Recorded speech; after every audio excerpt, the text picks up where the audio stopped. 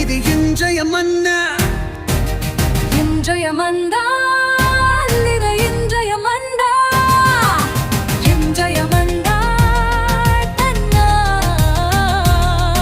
அன்பாழ்வின் மன்னா.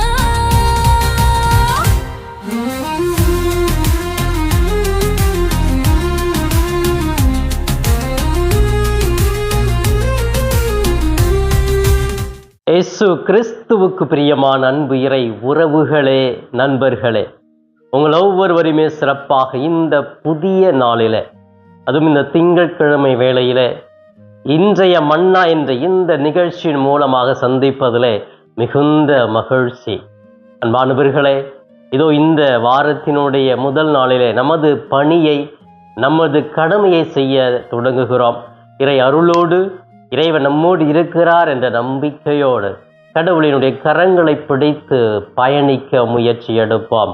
அன்பானவர்களே, இன்றைய மன்னா என்ற இந்த நிகழ்ச்சியில நம்முடைய தாயாம் திரு அவையும் நம் ஆண்டவர் இயேசுவும் நமக்கு இன்று கொடுக்கிற இன்றைய மன்னா மார்க்கு நற்செய்தி பிரிவு 2 இறைவார்த்தைகள் 18 22 முடிய பகுதிகள்.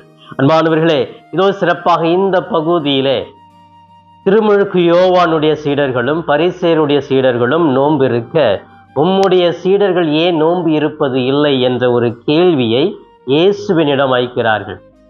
இதை இயேசு கேட்டவுடனே, மணமகன் தன்னோடு இருக்கும் பொழுது யார் நோன்பு இருப்பார்கள்? ஒரு குறிப்பிட்ட காலம் வரும், அப்பொழுது அவர்கள் நோன்பு இருப்பார்கள் என்ற ஒரு செய்தி சொல்லுகிறார்.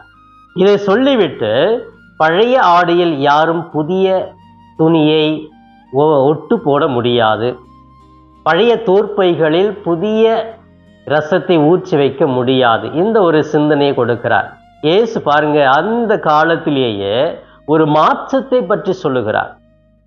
எப்பவுமே அப்படியே இருந்துட்டு இருந்தால் நம்ம வாழ்க்கை மகிழ்ச்சியா இருக்காது. ஒரு சில மாற்றங்கள் நம்முடைய வாழ்க்கையில் தேவை. ஒரு புதிய செயல்கள் நாம் ஏற்றுக்கொண்டு வாழ வேண்டும். அந்த மாற்றம் தான் நமக்கு இன்னும் வாழ வேண்டும் என்ற ஒரு ஊந்துதலை கொடுக்கும் என்ற ஒரு நம்பிக்கையை கொடுப்பதாக இந்த பகுதி இயேசு அழகாகவே நமக்கு முன்வைக்கிறார். அன்புக்குரியவர்களே, ஒரு புதிய பயணம், புதிய வாழ்வு, புதிய சிந்தனைகள் ஒவ்வொரு ஆண்டு தொடங்கும் பொழுது நமக்கு ஏற்படும். ஒவ்வொரு காரியங்கள் செய்யும் பொழுது ஏற்படும். ஒவ்வொரு பொறுப்புகளை ஏற்றுக்கொள்ளுகிற பொழுது ஏற்படும். ஒவ்வொரு பதவி உயர்வு வருகிற பொழுது அது ஏற்படுகிறது. அப்படிப்பட்ட அந்த புதிய உணர்வு யாரெல்லாம் ஏற்றுக்கொண்டு அதன்படி வாழ்கிறார்களோ அவர்களுடைய வாழ்க்கையில் தான் ஒரு பெரிய மாற்றம் வரும், பெரிய முன்னேற்றம் வரும், வெற்றியும் கூட வரும். இதுல 2 விதமான மக்களை நம்ம பார்க்கலாம். இன்றைக்கு கூட நமது சமுதாயத்திலே பழையதை ஏற்றுக்கொள்ளாமல் இருப்பவர்கள் இருக்கிறார்கள். எப்பொழுது புதியது வரும் அதை நான் அப்டேட் பண்ணிக்கணும் அப்படிங்கிற ஒரு சமுதாயத்தை சார்ந்த ஒரு குறிப்பிட்ட மக்களும் இருக்கிறார்கள். ஆனால் எது உயர்ந்தது என்று பார்க்கிற பொழுது பழையதிலிருந்து தான் புதியது உருவாகிறது, புதியது தானா உருவாகிடல. அப்ப அந்த மாற்றங்கள் வருகிற பொழுது, அந்த புதிய ஒரு சிந்தனைகள் வருகிற போது யார் அதை ஏற்றுக்கொள்ளுகிறார்களோ அவர்களுக்கு புதிய ஆசீர்வாதம் கிடைக்கிறது. புதிய அருளை வேண்டும் என்றால் புதிய வாழ்க்கைக்கு நாம் செல்ல வேண்டும். எனவே பிரியமானவர்களே, இந்த நிகழ்ச்சியை நான் படிக்கிற பொழுது இன்னைக்கும் கூட அது இயேசு 2026 ஆண்டுகளுக்கு முன்பாக சொன்ன அந்த நிகழ்ச்சி இன்னைக்கும் அது நம்ம பிராக்டிக்கலா நம்ம யோசித்து செயல்படுவதற்கு சான்றாகவே அமைந்திருக்கிறது. அப்படின்னா இயேசு அப்பவே பேசிட்டாருங்க, ஒவ்வொரு வாழ்க்கையில மாற்றம் வேண்டும், புதியதை நாம ஏற்றுக்கொள்ள வேண்டும். இன்னைக்கு எவ்வளோ மாற்றங்கள் எல்லா துறையிலும் வந்துக்கிட்டு தான் இருக்குது, எல்லா துறையும் வந்துட்டு இருக்கு. இப்போ மீடியா அப்படின்னு எடுத்துக்கிட்டோம்னா உளவியல் சார்ந்து, சயின்ஸு சார்ந்து, இது மேக்ஸு, கணிதம் சார்ந்து எல்லா துறைகளிலுமே இன்னைக்கு பெரிய வளர்ச்சி வந்து கொண்டு இருக்குதுன்னா அந்த சிறிய சிறிய மாற்றங்கள், சிறு புது புது செயல்கள் தான் நம்முடைய வாழ்க்கையில பெரிய மாற்றத்தை கொண்டு வருகிறது. இப்படி பழைய சிந்தனைகளோடு பழையதுதான் எனக்கு தேவை என்று இறுக பிடித்து வாழ்ந்தவர்கள் தான் அந்த யூதர்கள். அப்ப நோன்பு அப்படிங்கிற ஒரு வார்த்தை எதற்காக கொண்டு வரப்பட்டது அப்படின்னு சொன்னா, பாவம் செய்தவர்கள், இந்த பாவம் என்னுடைய வாழ்க்கையில ஒரு பெரிய மாற்றத்தை கொண்டு வந்து விட்டது, நான் பாவியாகிவிட்டேன், கடவுளுடைய அருளை இழந்து விட்டேன், எனவே இதிலிருந்து நான் மீண்டு வருவதற்கு நான் என்ன செய்ய வேண்டும்? உடலை ஒருத்து நோம்பிருந்து உண்ணாமல் குடிக்காமல் என் உடலையே நான் வருத்தி வாழுகிற பொழுது கடவுள் என் பாவங்களை மன்னிக்கிறார் என்ற ஒரு சிந்தனை இருந்தது. இது பழைய சிந்தனை. இந்த சிந்தனைக்கு மாறாகத்தான் இயேசு, ஏன் அப்படி இருக்கிறீர்கள், மகிழ்ச்சியோடு இருங்கள், மணமகன் உங்களோடு இருக்கும் பொழுது, நல்ல செயல்கள் உங்களோடு இருக்கும் பொழுது ஏன் நீங்க வருந்திட்டு இருக்கணும், தூக்கி ஓரமாகிட்டு மகிழ்ச்சியாக இருங்கள் என்ற ஒரு செய்தியை இயேசு கிறிஸ்து ஒரு புதிய சிந்தனையை கொண்டு வருகிறார். இது பழைய மக்களால் ஏற்றுக்கொள்ள முடியவில்லை, வெறுக்கிறார்கள். இவரை வெறுப்போடு பார்க்கிறார்கள். எப்படி இந்த நம்முடைய ட்ரெடிஷன் பரம்பரையே நாங்கள் செஞ்சுட்டு வரோம், இது எப்படி இவர் மாற்றலாம் அப்படிங்கிற ஒரு கேள்வி அப்போ மட்டும் இல்லை, இப்பயும் கேட்டுக்கிட்டு தான் இருக்கிறோம். இன்னைக்கு திரு அவையில் நிறைய மாற்றங்கள் ஜெபத்திலும் சரி திரு விவிலியத்திலும் கொண்டு வந்துட்டோம். ஒரு சில குருக்கள் இருக்காங்க இல்லையா, பழைய இது அப்படியே இருக்கு பிடிச்சிருப்பாங்க. இன்னைக்கு கூட நான் ஒரு சில குருக்களை பார்க்குறேங்க, இந்த பழைய வார்த்தையை தான் அவங்க யூஸ் பண்ணிட்டே இருப்பாங்க திருப்பலியில். புதிய மாற்றம் இல்லை, அவங்க ஏற்றுக்கொள்ள முடியல. அந்த பழையதை வச்சுக்கொண்டே வாழ்றவங்களுக்கு புதிய சிந்தனைகளை புதிய மாற்றங்களை ஏற்றுக்கொள்ள முடியல அப்படின்னா அவர்கள் வாழ்க்கையில ஒரு மாற்றமே இல்லை, அப்படியே தான் இருக்கிறாங்க. எந்த ஒரு அறிவு வளர்ச்சியும் இல்லை, ஒரு ஆன்மீக வளர்ச்சியும் இல்லை. இது இப்படி எல்லா துறையிலுமே எடுத்துக்கலாம். புதியது நமது வாழ்க்கையில் ஏற்றுக்கொண்டால்தான் நம்மால் மகிழ்ச்சியாக வாழ முடியும். We go with the current அப்படின்னு சொல்லுவோம் இல்லையா, அப்ப சமுதாயத்தோடு சேர்ந்து வாழ முடியும். இன்னைக்கு நம்ம ஏஐ அப்படின்னு சொல்லிட்டு பேசுறோம். தொடக்கத்துல அது எல்லாமே ஐயோ இது மனுஷனையும் அழிச்சிடும், மனுஷனுக்கு வேலை இல்லாம செஞ்சிடும். ஒவ்வொரு வளர்ச்சி வரும்பொழுது, ஒவ்வொரு புதிய செயல்கள் வரும்பொழுது அதற்கு எதிர்ப்புகள் அதிகமாகத்தான் இருக்கும்.